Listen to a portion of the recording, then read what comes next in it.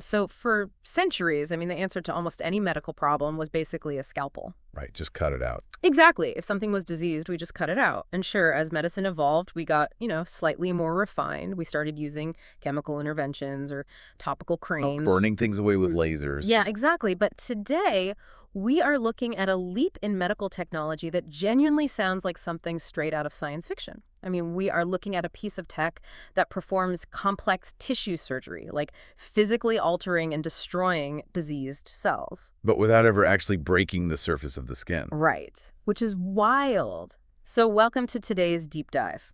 Our mission today is investigating whether a technology called high-intensity focused ultrasound, or HIFU, is actually a safe and effective treatment for a really chronic, deeply distressing condition. And that condition is known as vulvar lichen sclerosus, or VLS. Yeah, VLS. And we've got a massive stack of sources today. We are pulling from clinical trials, medical case reports, NHS trust leaflets. We've got clinical overviews from NICE, and even data from the Focused Ultrasound Foundation. It's a lot to get through, but the data is fascinating. It really is. And I want to say, even if you have never heard of this specific condition, the story of how cutting-edge acoustic technology, like sound waves, is replacing traditional scalpels and these lifetime prescriptions of steroids, well, it's just this incredible window into the future of modern medicine. It's a huge paradigm shift. Yeah. We are moving away from just managing decline and actually moving toward regenerating the human body. Right. But to understand why this technology is so necessary, we really need to understand the daily reality of VLS. Yeah, we have to start there. So when you look at the clinical overviews, particularly the ones from the NHS Health Research Authority, VLS is defined as a chronic inflammatory disorder of the skin. And it's not as rare as people might think. No, not at all. In the UK alone, it affects about 1 in 1,000 women. Which, I mean, that statistic can almost sound deceptively rare until you actually extrapolate it out. When you scale 1 in 1,000 to a global population, you are talking about millions of women. Millions of women suffering from a condition that is incredibly severe, but honestly rarely talked about. Yeah. The medical literature describes intense pruritus. Right, which translates to just severe chronic itching that can be completely debilitating for these patients. And there's also dyspareunia, right? Yes, meaning incredibly painful sexual intercourse. And the physical pain, well, that's just one layer of this whole thing.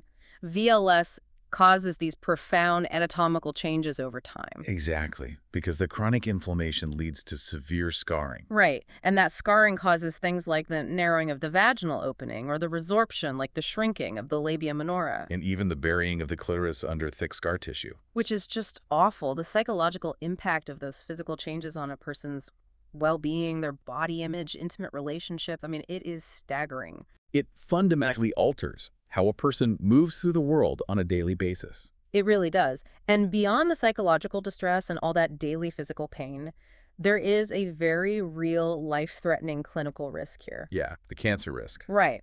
If VLS is left untreated, or if the inflammation just isn't controlled, 4 to 5% of women with the condition will go on to develop vulvar squamous cell carcinoma.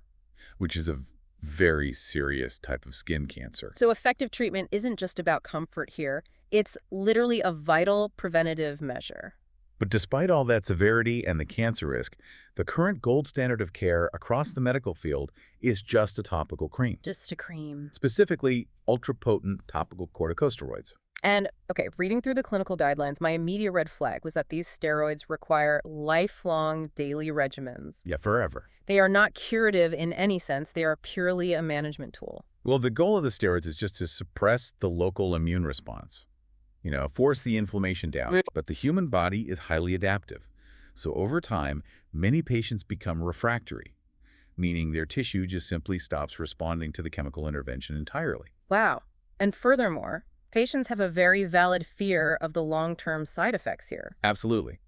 Because if you apply a potent steroid to the exact same area for years, the primary side effect is the thinning and atrophy of the skin. Okay, wait, let's pause and unpack that logic for a second because it seems completely paradoxical to me. It is frustrating. You have a disease that is already making the tissue fragile and scarred and compromised, and the only official treatment we have is a chemical that further thins out and weakens that exact same tissue. I know, it sounds counterproductive. It sounds like putting this incredibly heavy lid on a boiling pot. Yeah. You might stop the water from spilling over for a little while, but but the heat underneath is still there. The underlying disease is still simmering. Exactly.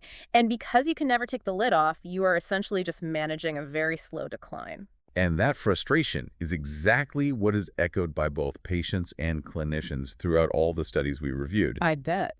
You are trying to suppress a fire without ever actually putting it out. So when the chemical approach fails, or when those side effects become totally intolerable, the medical field's natural pivot is to look for a physical intervention. They want to physically remove or alter it. Right, they want to alter the diseased tissue to give the body a fresh start. So if creams are just a Band-Aid, it totally makes sense that doctors would start looking for physical ways to intervene. I saw in the clinical notes that the field is aggressively experimenting with everything from lasers to injecting fat. Yeah, the fat injection technique is called autologous fat grafting. Right. They take microfragmented adipose tissue, so fat from the patient's own body, and inject it into the vulvar area. The idea is to stimulate tissue regeneration using the regenerative properties of those fat cells. And does it work? Well, some meta-analyses show moderate success with this in relieving symptoms. But the intervention that has actually gained the most traction, and frankly the most marketing hype, is laser therapy. Like fractional CO2 lasers and stuff? Yeah, fractional CO2 lasers and photodynamic therapy. Which brings us to a massive reality check. This is courtesy of the National Institute for Health and Care Excellence in the UK, or NICE. They are notoriously rigorous. Extremely rigorous about reviewing medical evidence. And their clinical overview on transvaginal laser therapy is sobering, to say the least. What do they find? They explicitly state there is a worrying lack of robust, multi-center, placebo-controlled trials to actually back up the use of lasers for these conditions. And more concerning than just the lack of data are the explicit warnings NICE issued about the risks. Yeah, the adverse events. Using ablative lasers on this specific tissue can lead to very serious adverse events. The literature documents severe vaginal burns, extensive scarring, and something called de novo dyspareunia. Wait, de novo meaning new, right? Yeah. Meaning the treatment itself causes new pain during sex that wasn't even there before they got the laser. Precisely. You also see reports of chronic, lingering pain long after the laser procedure is completely finished. Okay, if we just think about the basic mechanics of this, it feels like fighting fire with fire.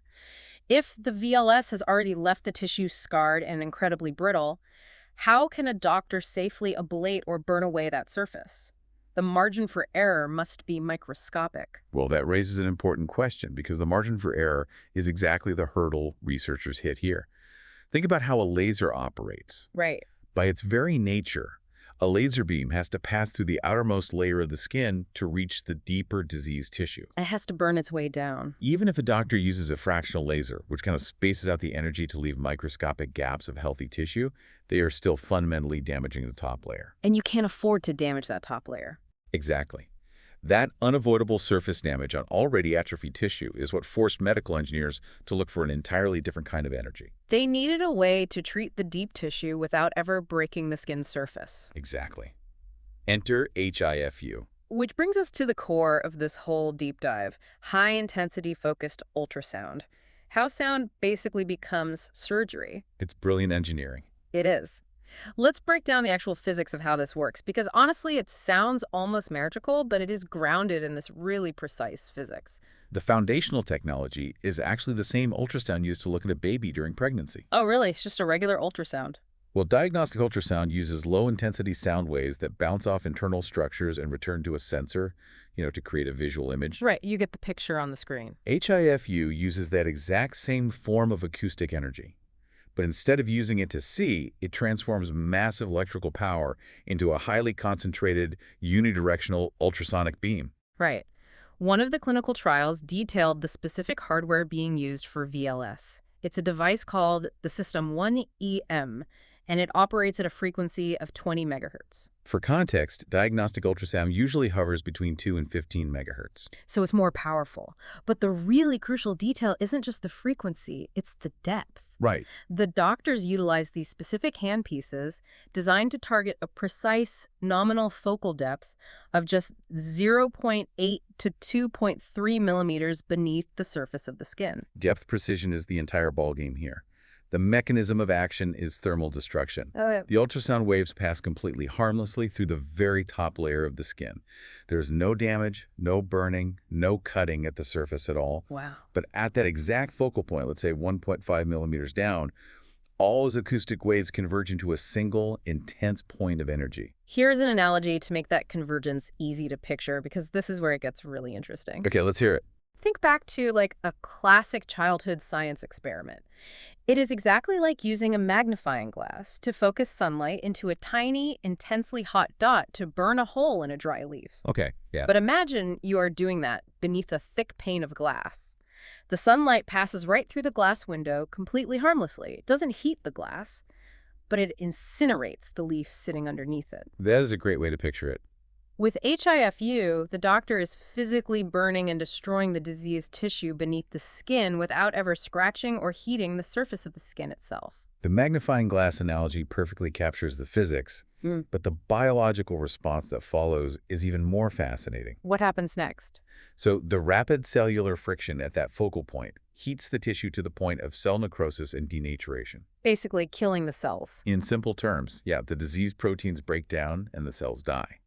The human body immediately senses this very precise, localized thermal damage as a distress signal. And the body's natural reaction to a distress signal is to, send in the cleanup crew. Exactly. The immune system floods the area to clear out the necrotic cells.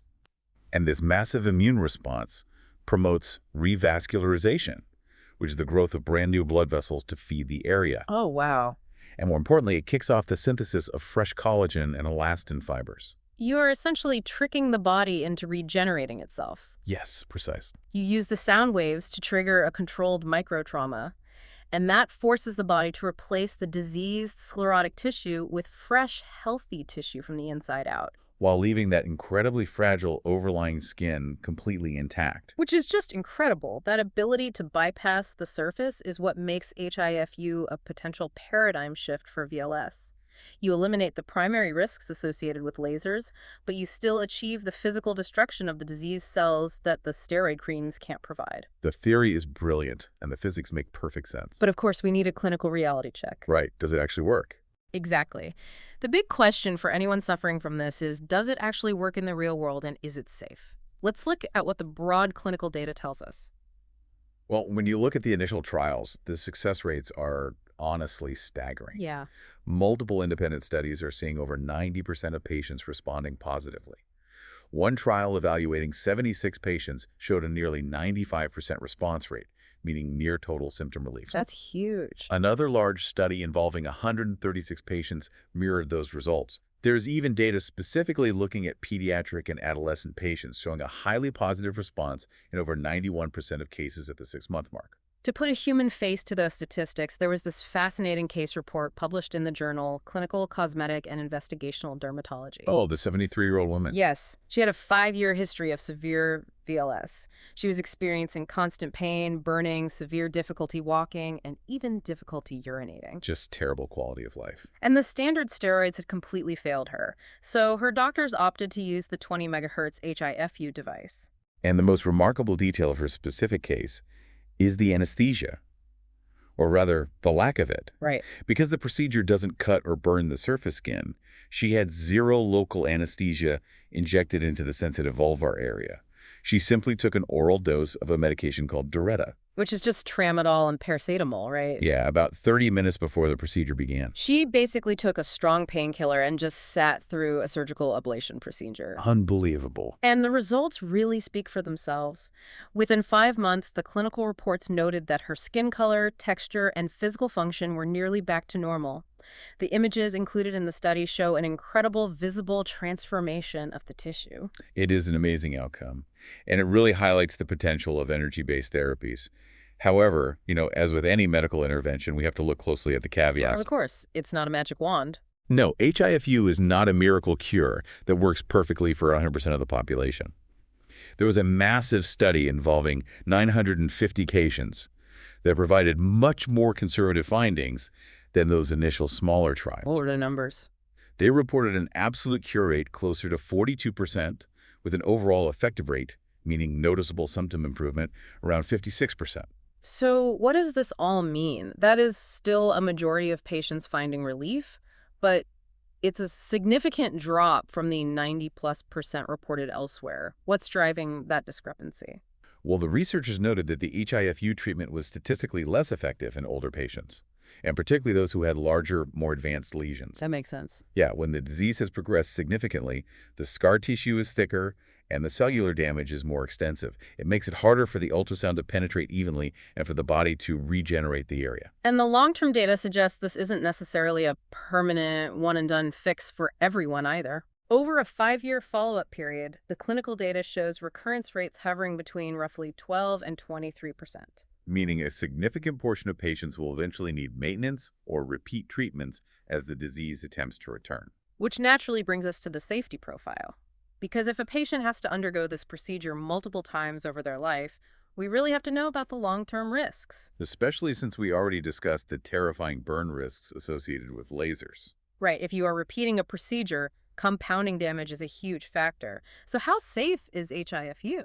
Well, it is currently approved for this use by the NMPA, which is the primary regulatory body in China, where a lot of this pioneering research is taking place. Okay. And regarding severe adverse events, like deep skin burns or permanent scarring, HIFU has proven incredibly safe. The medical literature points to massive historical data sets from HIFU treatments used on uterine fibroids, involving over 17,000 patients. Wow, 17,000. Yeah. And in those massive cohorts, the rate of skin burns was less than 1%. But patients aren't walking out of the clinic feeling completely untouched, right? I mean, you are generating intense heat beneath the surface. There have to be expected side Oh, effects. of course. You are causing deliberate thermal damage to the internal tissue. The body reacts to that heat. Patients routinely experience temporary vulvar congestion, edema, which is localized swelling, and bruising. Which sounds painful, but manageable. Yeah, standard postoperative care usually involves taking a potassium permanganate bath to soothe the area and applying a topical cream like Hydroid to speed up the disappearance of the bruises. Okay, so just basic wound care. The key distinction is that these are temporary, manageable inflammatory reactions to the heat. They are not permanent structural scarring. So, synthesizing all of this data, is this a true fundamental cure for VLS, or is it just a highly advanced reset button? Especially given those recurrence rates. If we connect this to the bigger picture, using the word cure in the absolute sense might be overstating it. Given the chronic, likely autoimmune nature of VLS, Right. HIFU isn't a magical, permanent cure for every single patient. Right.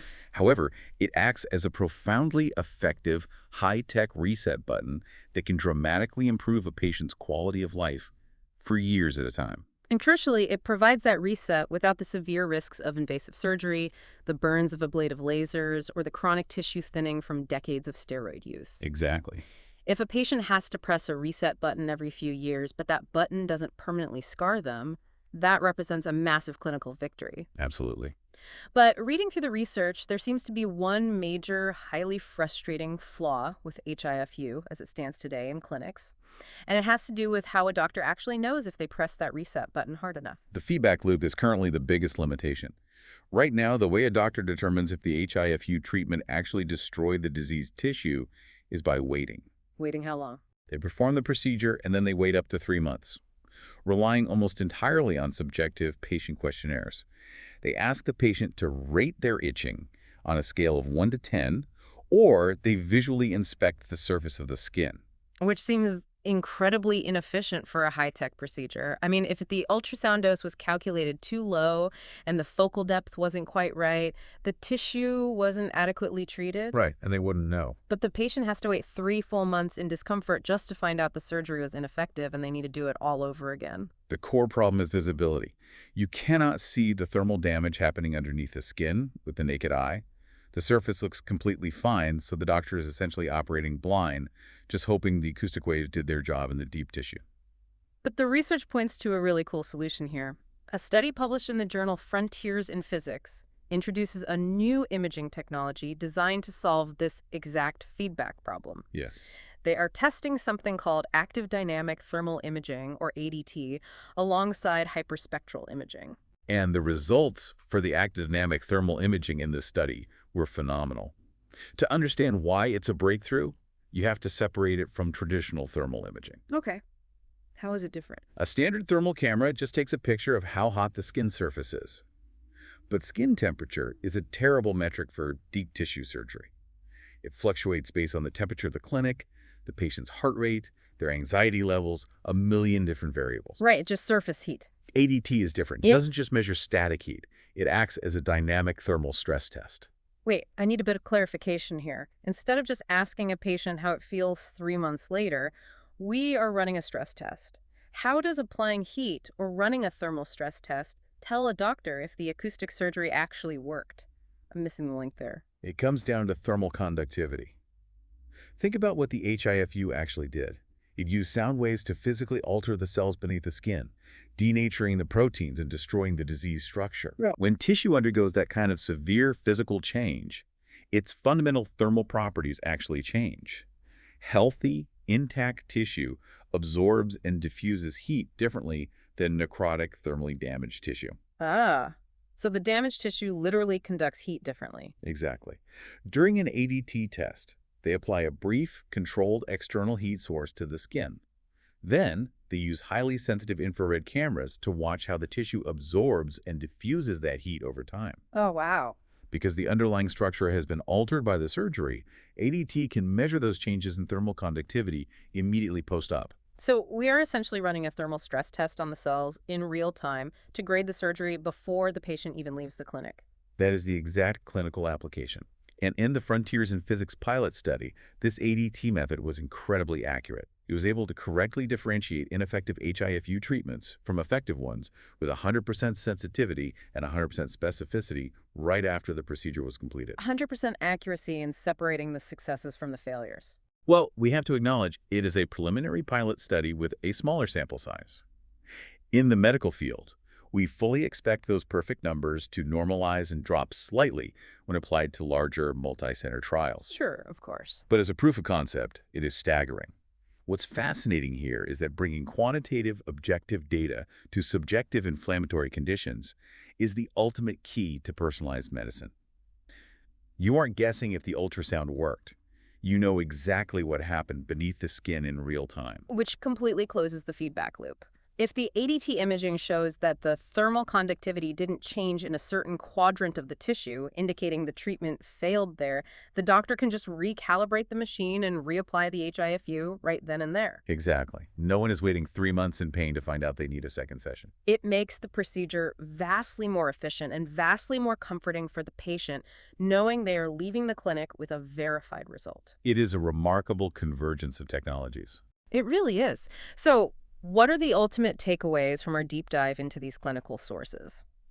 Basically, HIFU represents a highly precise, non-invasive alternative for a severe condition like vulvar lichen sclerosus. Right.